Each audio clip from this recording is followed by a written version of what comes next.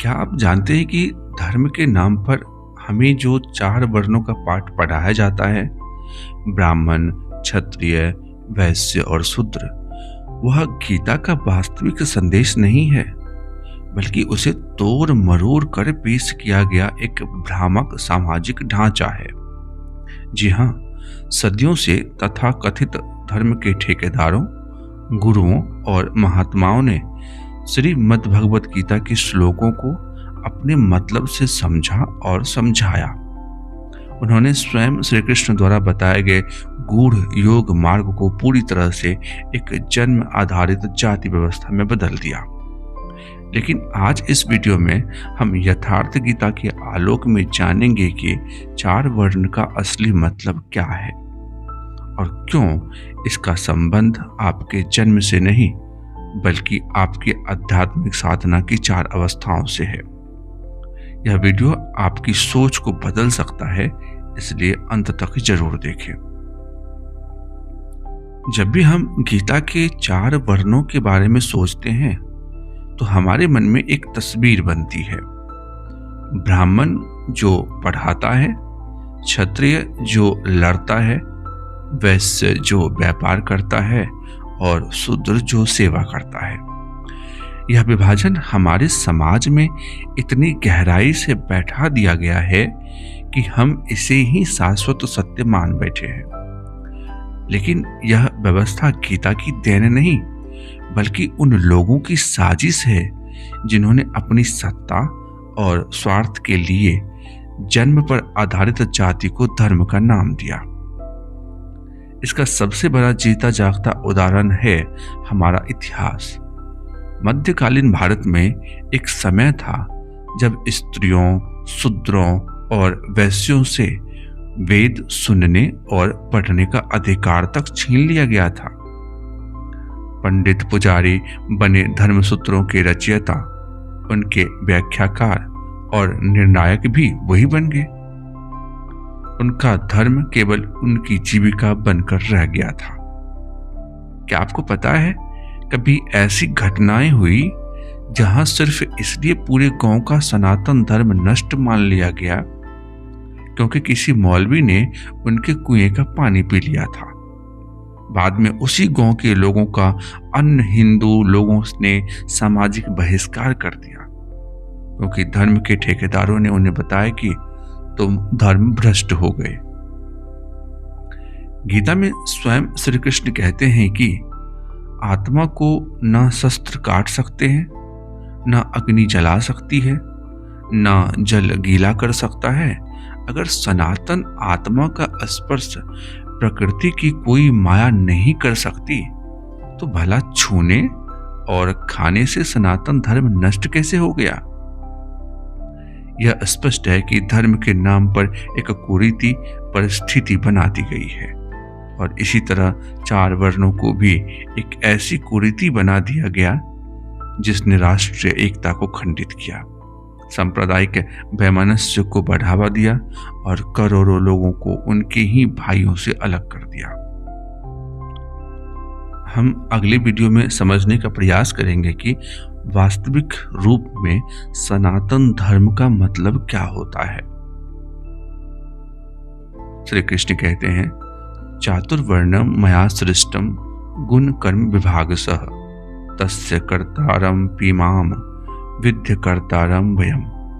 इसका अर्थ है, हे अर्जुन, चार वर्णों की रचना मैंने की है, लेकिन इसे गुणों और कर्मों के विभाग के आधार पर किया है। यहाँ पर गुण कर्म विभाग सह शब्द पर गहराई से ध्यान देना आवश्यक है। श्री कृष्ण स्पष्ट कहते हैं कि यह विभाजन मनुष्यों का नहीं बल्कि गुणों के आधार पे कर्म का है। उन्होंने मनुष्य को चार भागों में नहीं बांटा बल्कि एक ही साधक के भीतर की चार श्रेणियों को बताया है। तो कौन सा कर्म? क्या यह सांसारिक कर्म है? कोई खेती करे, कोई व्यापार करे? नहीं, गीता के अनुसार कर्म का शुद्ध अर्थ है आराधना, यानी यज्ञ की प्रक्रिया, योग साधना। तो यज्ञ क्या है? यह श्वास प्रश्वास का चिंतन, इंद्रिय संयम और प्राणायाम की वह आंतरिक क्रिया है जो मन को समत्व में स्थित करती है और ब्रह्म से जोड़ती है। इस आराधना कर्म को ही गुणों के पैमाने के अनुसार 4 श्रेणियों में बांटा गया है। जैसे जैसे साधक की आंतरिक स्थिति बदलती है, वैसे वैसे उनकी श्रेणियां भी बदलती रहती है। ये 4 अवस्थाएं इस प्रकार है। पहला शूद्र, यानी ये साधना की प्रारंभिक अवस्था है। जब कोई नया साधक इस योग मार्ग पर चलना शुरू करता है, तब उसमें तामसिक गुण की प्रधानता होती है। आलस्य, निद्रा, प्रमाद और कर्म में निरंतर प्रवृत्त न हो पाने की व्यवस्था उसकी पहचान है। वह भजन में 2 घंटे बैठता तो है, पर मन बाहर भटकता रहता है। उसका मन 5 मिनट भी अपने बस में नहीं रहता। इस अवस्था में वह महापुरुषों और अपने से उन्नत साधकों की सेवा परिचर्या करके दूषित संस्कारों को शांत करता है और धीरे धीरे आगे बढ़ता है। गीता में कहा गया है कि परिचर्यात्मकम कर्म शूद्रस्यापि स्वभावजनम, अर्थात सेवा का भाव रखते हुए इंद्रियों को साधना में लगाना ही शूद्र अवस्था का कर्म है। अगला है वैश्य। आत्मिक संपत्ति के संग्रहकर्ता की अवस्था है ये। सेवा और निरंतर प्रयास से साधक में राजसी गुणों की प्रधानता और सात्विक गुण का स्वल्प संचार होता है। वह अब इंद्रिय संयम और आंतरिक गुणों का संग्रह करने लगता है। जैसे एक वैश्य बाहर के धन का संग्रह करता है, वैसे ही यह साधक अंदर के आत्मिक धन सत्य, दया, विवेक, धैर्य को इकट्ठा करता है। वह काम, क्रोध से अपनी इंद्रियों की रक्षा करना सीखता है।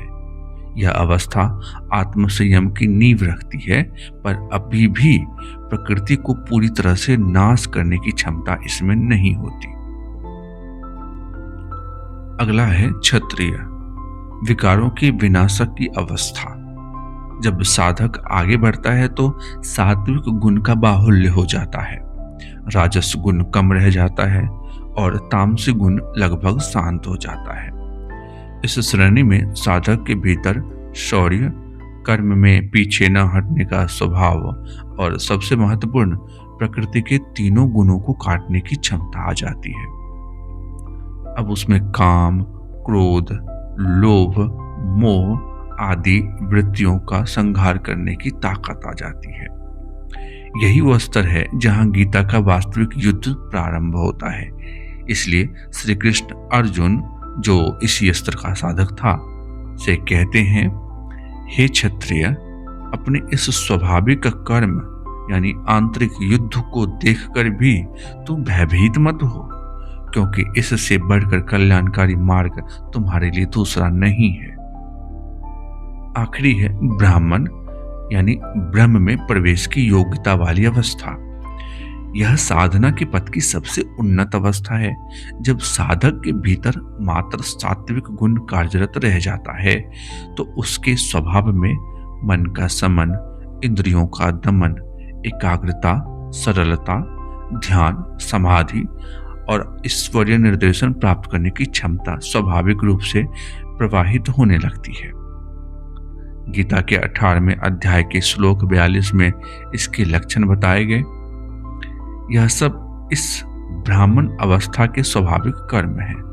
यहाँ साधक ब्रह्म में प्रवेश पाने के लिए पूर्णतः तैयार हो जाता है।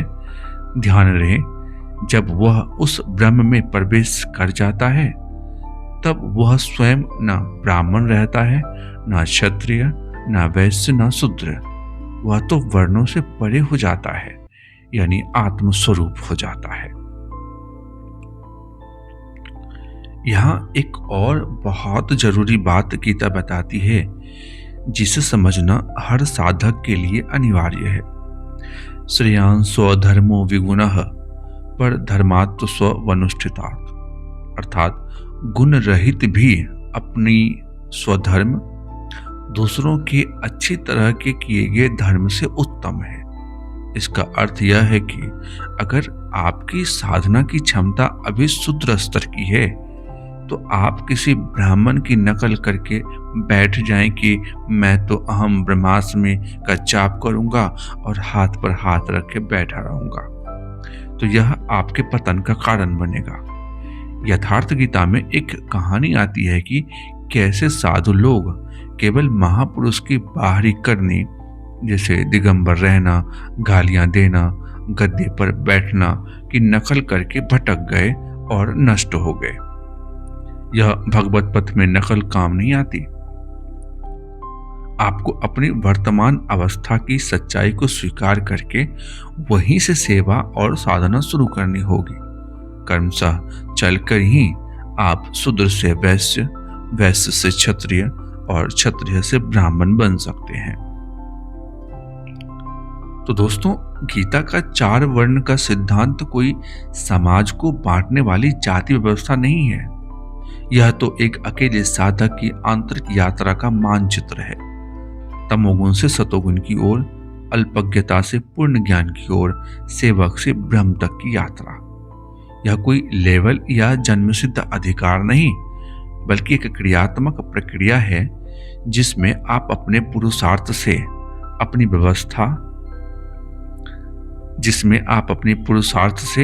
अपनी अवस्था बदलते हैं।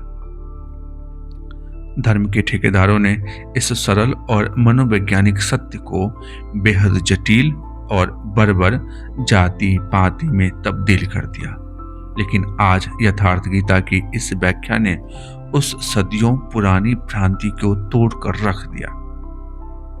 अगर हम गीता के अनुसार चलें तो हम में से हर कोई कृष्ण के समान योगी बन सकता है, चाहे वह किसी भी परिवार में क्यों ना पैदा हुआ हो, क्योंकि गीता की नजर में आपका वर्ण आपकी वर्तमान आध्यात्मिक योग्यता है, ना कि आपका जन्म। तो दोस्तों, आप 4 वर्ण के बारे में क्या सोचते हैं? कमेंट में अपनी राय जरूर लिखें। उम्मीद है इस वीडियो ने आपको गीता के 4 वर्णों का वास्तविक अर्थ समझने में मदद की है। अगर आपको यह जानकारी लाभकारी लगे तो वीडियो को लाइक करें, शेयर करें और हमारे चैनल को सब्सक्राइब करना ना भूलें। मिलते अगली वीडियो में। ओम तत्सत।